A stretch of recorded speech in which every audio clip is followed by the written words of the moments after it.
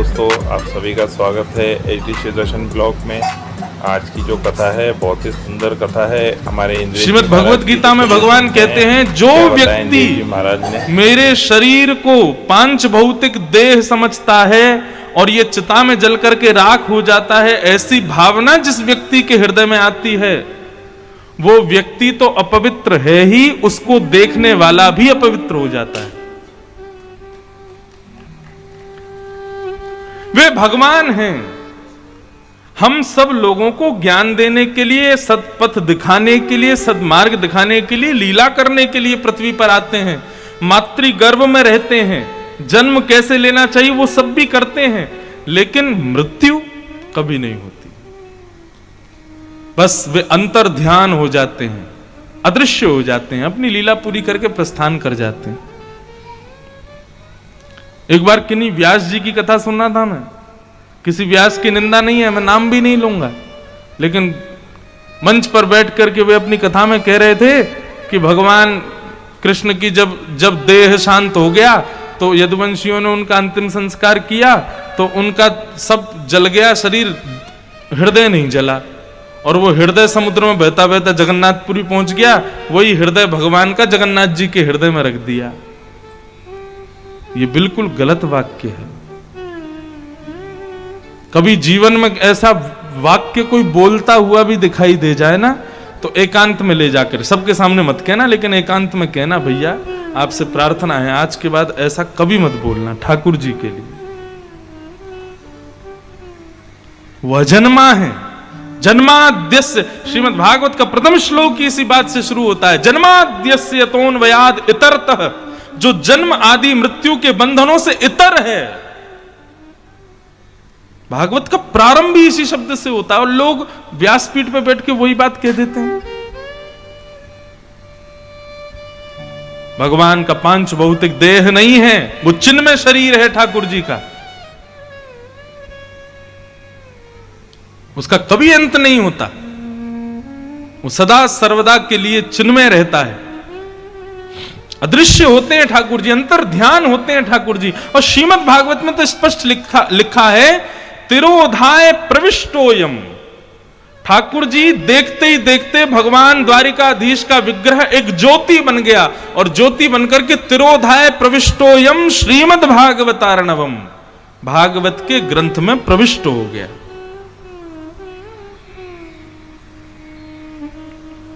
प्रवेश कर गया। इसलिए आप लोगों से प्रार्थना, खुद भी कभी इस बात को मत कहना कि भगवान का अंत होता है या भगवान के संस्कार होते हैं या भगवान का मृत्यु होती है, और कोई बोलता हुआ भी दिखाई दे। अब सनातन धर्म के लिए लोग जग तो रहे हैं, बोलते तो बहुत हैं, लेकिन किसी से पूछ लो मंच पे आके 2 मिनट बताना सनातन धर्म कहते किसमें, कोई नहीं बता पाएगा। सनातन धर्म का मतलब धर्म की रक्षा, और धर्म के बारे में कोई कुछ गलत कहे तो सभा में उसका अपमान मत करो, एकांत में बैठ के समझाओ, भाई तुम भी सनातन धर्मी हो, ऐसी बात कभी मत करना। भगवान मरणासन अवस्था में पहुंचते हैं, ऐसा कभी भी कहना मत। हमारे यहां का पता नियम क्या है, कोई गलती करे तो पहले उसको समझाओ, ना माने तब उसका अपमान करो। हमारे आजकल क्या हो गया है कि सीधे पहले अपमान पे ही उतर जाते हैं, उससे बात भी नहीं करेंगे, उससे कहेंगे भी नहीं, सीधे उसके पोस्टर जलाना शुरू, उसके पुतले फूंकना शुरू, उसके बारे में नारे लगाना शुरू, दंगा करना शुरू। ये हिंदुओं के लक्षण नहीं है। हिंसया दूयते हृदयम यस्य स हिंदू, जिसके हृदय में हिंसा से पीड़ा होती हो वो हिंदू है। हिंदू हिंसा से बचता है, और आजकल हिंसक हो गए सब। और फिर बदले में लोग कहते हैं उन्होंने ऐसा किया था हमारे साथ में, हम क्यों पीछे। अरे तो तुम भी वही हो क्या? हम हिंदू हैं, हमारा स्वभाव राम के जैसा है, रावण के जैसा नहीं। पहले प्रेम से अंगद को भेज के समझाओ, नहीं माने रावण तब चढ़ाई करो। आजकल क्या हो गया, अंगद तो है ही नहीं बीच में, सीधे चढ़ने भागते हैं।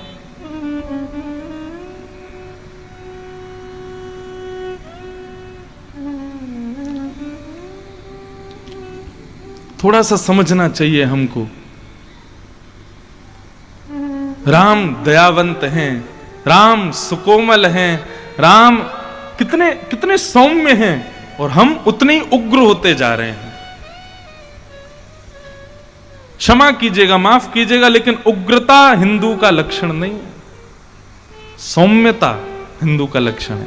और फिर लोग इस बात पे कहते हैं हम सौम्य थे इसीलिए तो लोग हम पे चढ़ गए, लोग हम पे शासन कर गए, लोग हम पे ये कर गए।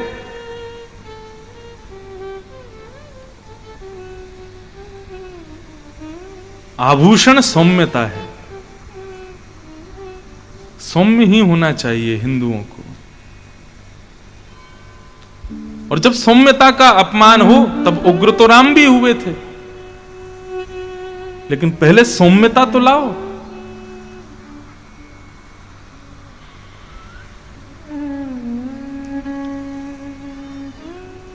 तो भगवान कृष्ण को कभी भी कोई कहे ऐसा ऐसा ऐसा ऐसा हुआ, क्योंकि मैं इस बात पर इसलिए प्रकाश डाल रहा हूं, जहां पर यह बात कही गई ना कि भगवान का 5 भौतिक शरीर जला दिया, उनके देह, उनका हृदय निकल के जगन्नाथपुरी में लग गया, इस पर मिलियंस व्यूज हैं और इस पर बहुत लोग इसके ऊपर भी वीडियो बना चुके हैं कि ये बहुत अच्छी बात है, ये हमको पता नहीं था, पहली बार पता चला जगन्नाथ जी के हृदय में कृष्ण। अरे भगवान, आप लोग कैसे सोच सकते हो ये बात?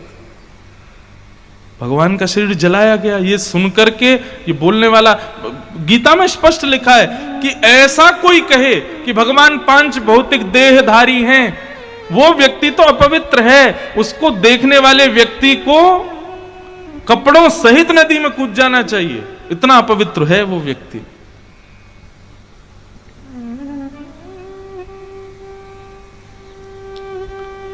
अर्जुन ने कहा कि जो हमारे कृष्ण हैं, जो हमारे प्राणनाथ हैं, वो अपनी लीला पूरी करके चले गए भैया, वो अंतर ध्यान हो गए। और जैसे युधिष्ठिर ने सुना कि श्री कृष्ण अपनी लीला पूरी करके चले गए, अंतर ध्यान हो गए, युधिष्ठिर ने कहा जिनकी वजह से हम राजा बने बैठे हैं, जब वे ही नहीं हैं तो फिर इस राज पदवी पर बैठने का हमारा कोई अधिकार नहीं। छोटे से परीक्षित को जाके राजगद्दी पर बैठा दिया और समस्त पांडव सब राजपाट छोड़ करके स्वर्गारोहण को प्रस्थान कर गए। मैं अपनी कथाओं में एक बड़ी विशेष बात कहा करता हूं गुरुजनों की आज्ञा से कि बंधुओं, ये 5 पांडव कौन हैं और ऐसा इनके पास क्या है जिसके लिए भगवान इनकी रक्षा करते हैं।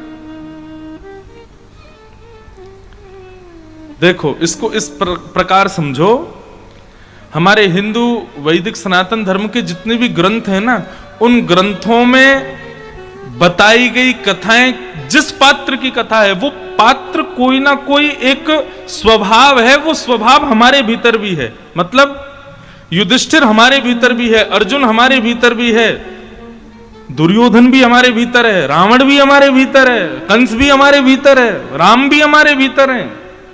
बस वही बात है कि कौन प्रकट हो जाए, कब प्रकट हो जाए।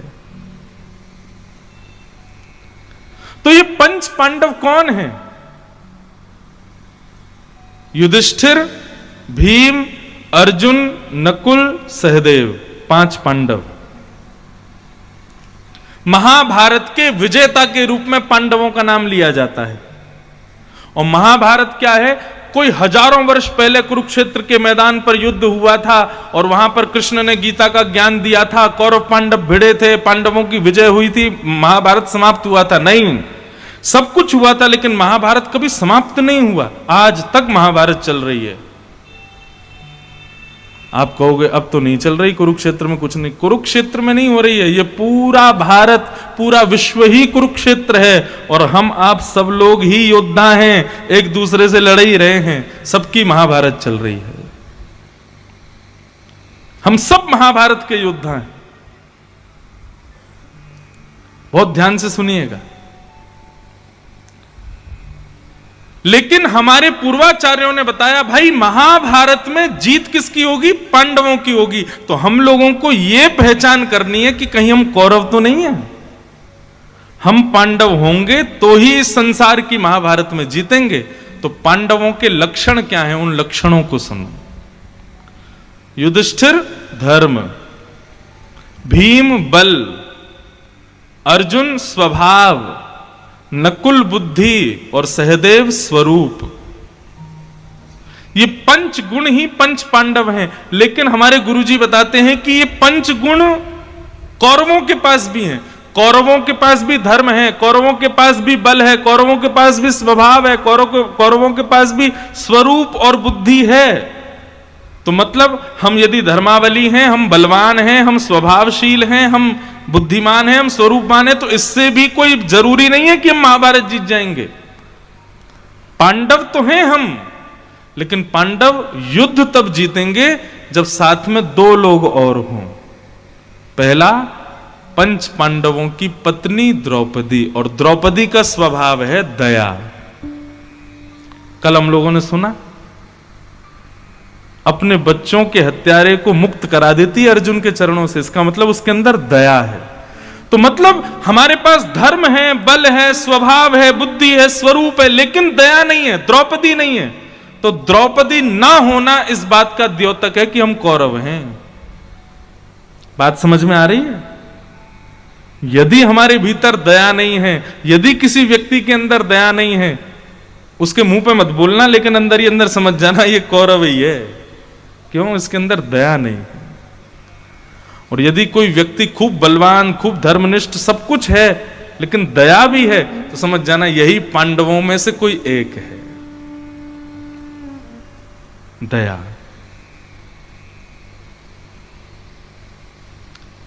बल रावण में भी है और बल राम में भी है, लेकिन रावण के बल में दया नहीं है।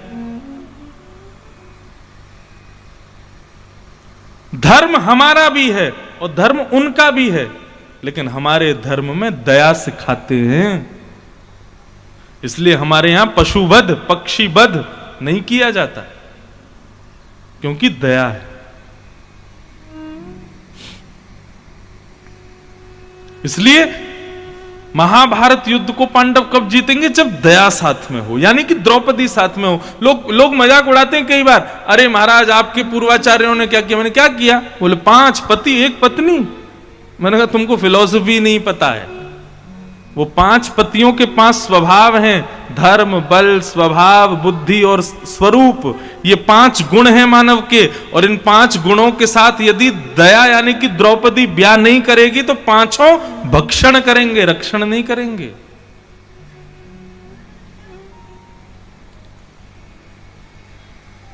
हमारा वैदिक सनातन धर्म पूर्ण विज्ञान से भरा हुआ है।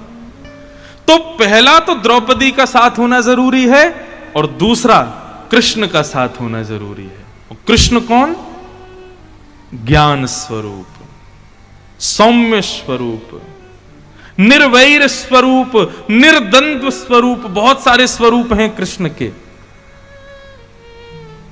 सीधी बात, ज्यादा उलझन में नहीं डालूंगा। महाभारत युद्ध हम सबका चल रहा है, पांडव और कौरव हमारे भीतर ही हैं, लेकिन हम पांडव कब कहलाए जाएंगे? जब 2 लोग साथ में हों, दया और ज्ञान। ये 2 यदि हमारे साथ हैं तो आप ही पांडव हो, और इस संसार की महाभारत को एक दिन जीतोगे जरूर। आप कहो किसी ने जीता, खूब जीते। कितने सारे लोग जीत के गए हमसे पहले। श्रीमद जगतगुरु रामानुजाचार्य, श्रीमद जगतगुरु रामानंदाचार्य, श्रीमद जगतगुरु आदि शंकराचार्य। आप कहोगे तो बहुत पुरानी बात है, कुछ नए नए बताओ। स्वामी विवेकानंद, रामकृष्ण परमहंस, और कुछ नए बताओ। अटल बिहारी वाजपेयी, और कौन है? और सब, अब सबके नाम सबको पता। सब ये वो लोग हैं जो जीत चुके हैं महाभारत को।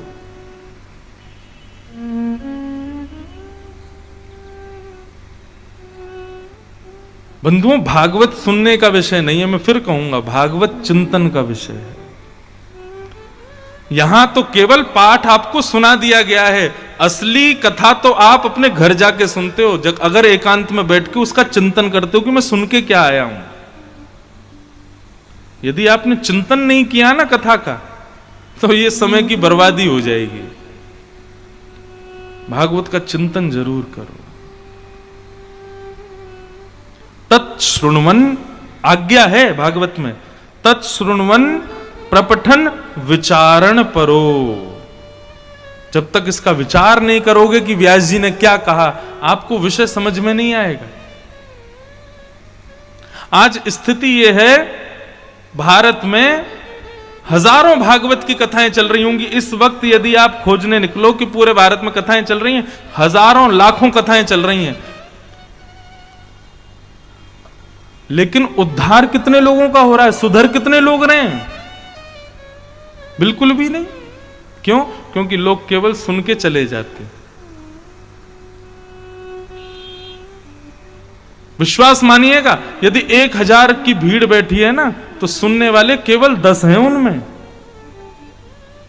और सुनने वाले नहीं, सुनने वाले तो 1000 हैं, समझने वाले और कही गई बात को पालन करने वाले केवल 10 बैठे हैं।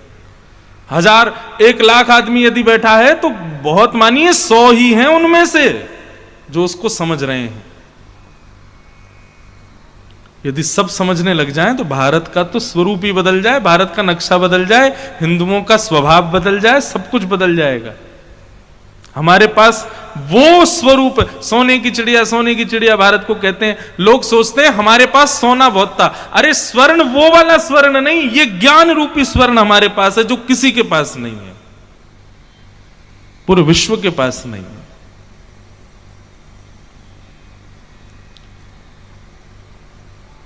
इसलिए पंच पांडवों की रक्षा करते हैं भगवान। ये केवल एक कथा नहीं है, ये एक भाव बताया गया हम लोगों को कि यदि तुम्हारे भीतर ये पंच गुण हैं और तुम द्रौपदी यानी कि दया तुम्हारे पास है, तो कृष्ण तुम्हारे रक्षक हैं, कृष्ण तुम्हारी रक्षा करेंगे। पांचों पांडव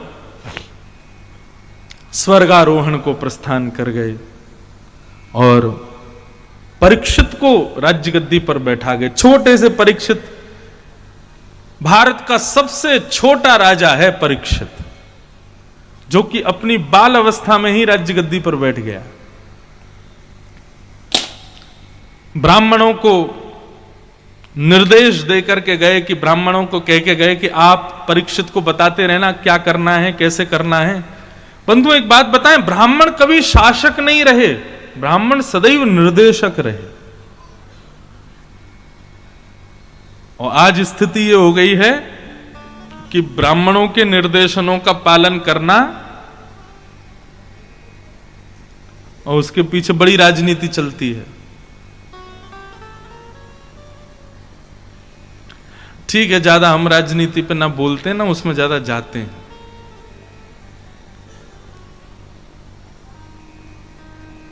लेकिन ब्राह्मणों को भगवान ने एक विशेष प्रकार की बुद्धि दी है। यदि ब्राह्मण अध्ययन कर ले, ब्राह्मण पढ़ लिख करके विद्वान बन जाए, तो निर्देशन शक्ति ब्राह्मण की सबसे अच्छी होती है।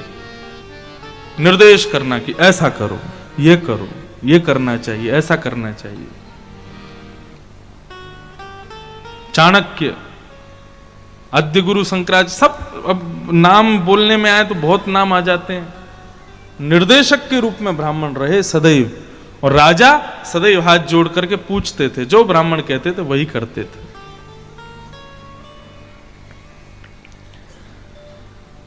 तो ब्राह्मणों के निर्देशन